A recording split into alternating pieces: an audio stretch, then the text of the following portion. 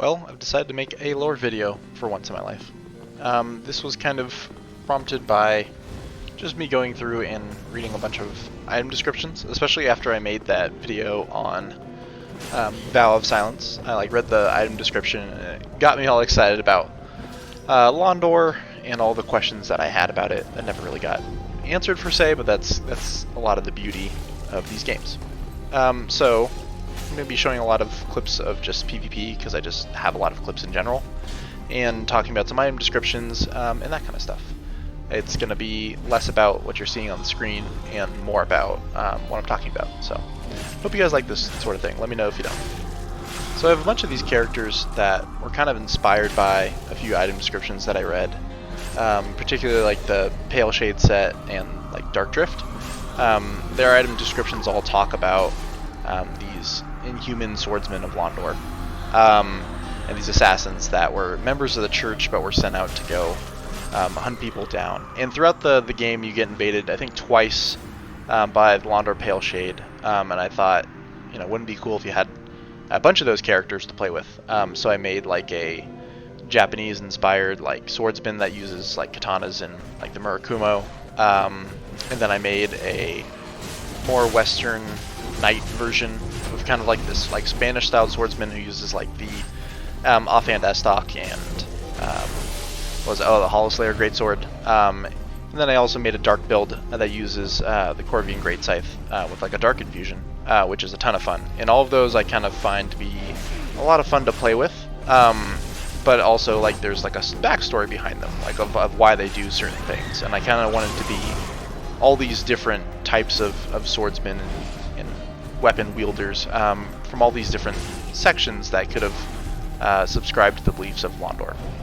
So with the whole Vow of Silence video in mind, as well as all these characters from Londor that I keep making, it got me thinking, just about the ending, the Lord of Hollows ending, the Usurper of Fire, and that got me really thinking about just what that means for the Dark Souls series, because I've seen a lot of people say across like Reddit and just in like personal conversation with people that like, oh yeah, no, the Lord of Hollows is like the true ending. That seems like the best ending for Dark Souls. But the more I went back and like read these item descriptions of miracles and spells and like armor from members of the Londor Church, the more I kind of doubt that whole narrative that this Londor ending is supposed to be good somehow. So I'm just going to read a few item descriptions about what the Sable Church of Londor is supposed to be about. So this is from Atonement, which is a miracle that basically attracts all the attention to whoever casts it from other enemies. Item description reads, "This is the only tale known by exiles who believe it carries words of forgiveness." So essentially, exiles of the church were given a miracle that made their life harder, and they would cast it hoping that it would be for their own forgiveness. But instead it just kind of shows us that the church is incredibly vindictive. Next we have the miracle Dead Again, which is kind of a useless miracle. But anywho, the item description reads, "Londor, the Hollow Realm, is a society of undead comprised of the corpses and shades of those who led unsavory lives." So this is a vindictive society led by likely assassins and murderers. So it just seems odd to me that there's a lot of people who think that this is a force for good. Now there are also those who argue that this is less about being good in our moral sense, but more about humanity taking over. This is like now ushering in the age of man, is an argument that I've heard quite a lot. But for a couple of reasons, I don't know if that's necessarily true either.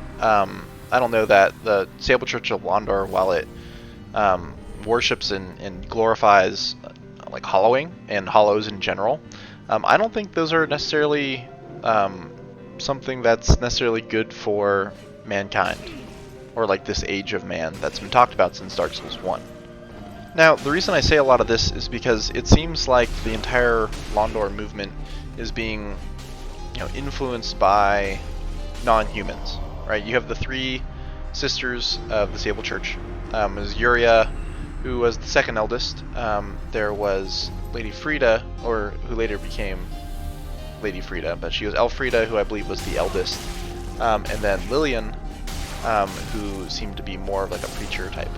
Now we never meet Lillian, we just read that she existed from a couple different item descriptions, like the Londor Braille Divine Tome, and Elfrida abandoned the church to stay with the people of the Painted World.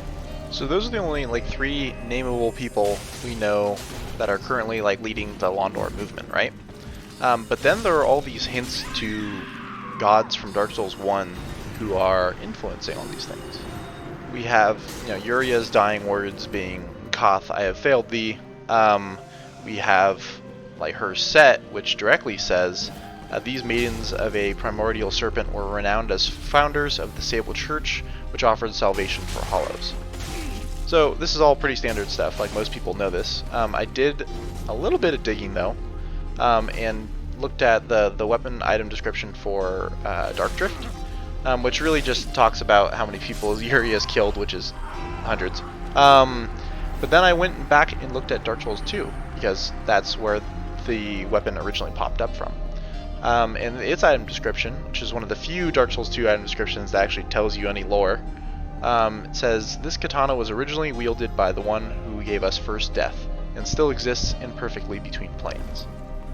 So, the one who gave us first death is 100% Nito, right?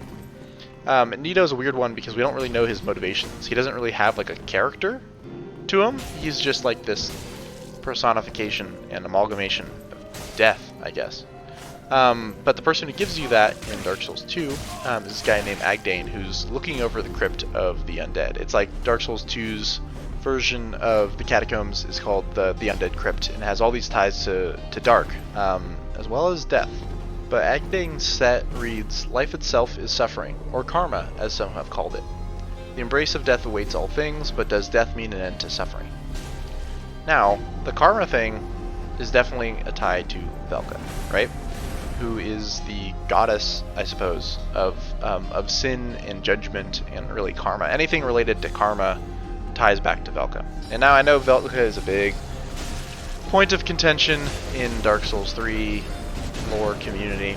However, Londor itself has all these ties to Velka.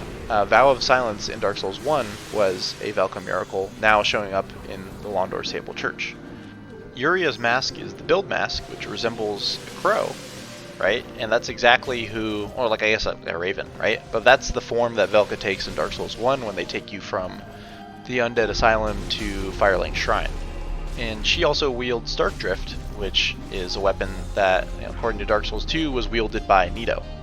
And then she also uses the Dark Hand, which was used by the old kings of New Londo, which is the human settlement below Anor Londo in Dark Souls 1. So we have this character who's supposed to be ushering in this age of humanity, using all these things from Dark Souls 1, right? Using all these things that are really from the gods. And why is that? In classic From Software fashion, they don't actually give us any concrete answers to that question. But I think all these hints are in there to kind of throw us off a little bit. To kind of question, is the future that Londor wants for the world the right one? Or not even the right one, but just a good one at all. It seems that this is a society of mad hollows who can't really keep it together. I mean, the Purging Stone even says, occasionally a hollow fools even himself and turns on his own kind. It's also a vindictive society where they torture those who get exiled as well. And it's all being influenced by all of the same players who messed up the world in Dark Souls 1, right? It's two of the main gods, maybe not the ones with the Lord Souls, but it's a Lord Soul holder, Velka, who is this enigmatic, vehicle for justice, I guess, and a primordial serpent, which Dark Souls 1 has kind of always taught us to be very doubtful and very cautious around what they actually want us to do. They seem to be like these grand manipulators, and I think the player is always meant to be questioning the veracity of their claims about their progenitor or their next age of fire or mankind or anything like that, or what happened in the past. I think they're always looking to scheme something to their benefit. So I guess this whole video is much more about just questioning how good of an ending, the Usurper of Fire ending really is. And much more about how I feel like the real ending isn't labeled as an ending in this game. It's whatever the Painter Girl is doing with her Blood of the Dark Soul. I think that's the true escape from this world, and maybe the Londor Church gets their weird, cruel world of darkness and hollows, while others are able to escape into the painting. And there's no guarantee that the painting will be any better either. Like Priscilla once told us that, this land is peaceful, its inhabitants kind, but it also includes bone wheels and weird blob men with spears and undead dragons, etc. And so when this new Painter Girl says, it'll be a cold, dark, and very gentle place, what does that really mean at this point? I think the grand point of all of these endings to Dark Souls 3 is that none of these endings are good. Is that this world is too messed up and too far gone to ever fix. If you link the fire, it doesn't seem to really restore the world. If you let it fade, the Firekeeper even says, like, hey, but someday I see flames sparking up again, so you didn't do shit. And then this Usurper of Fire seems ominous, and like you're establishing this shitty society,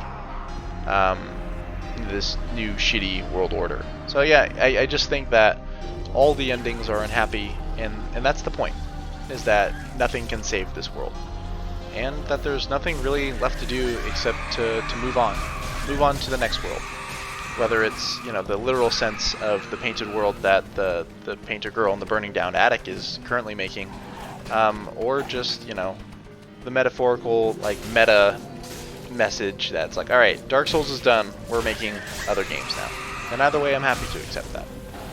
Well, that's about it from me. If you guys disagreed with anything I had to say, or just really wanted to discuss this or give your own opinion, I'd really love to hear it. Again, the point of this channel is to just interact with people, and I would love to hear other people's views on this whole subject. I know Velka is a bit of a touchy subject in lore circles, but I don't think everything needs to revolve around her and this mysterious goddess of karma. So I had a lot of fun making this video. Let me know if you guys like this kind of stuff, if you'd like to hear more of my thoughts on general lore, because there's a lot of other things that I'd love to touch on, especially stuff connecting Dark Souls 2 to Dark Souls 3, because I think there's a ton of connections that just don't get talked about as much as the connections between 1 and 3. So that's all from me, guys. Thanks for watching.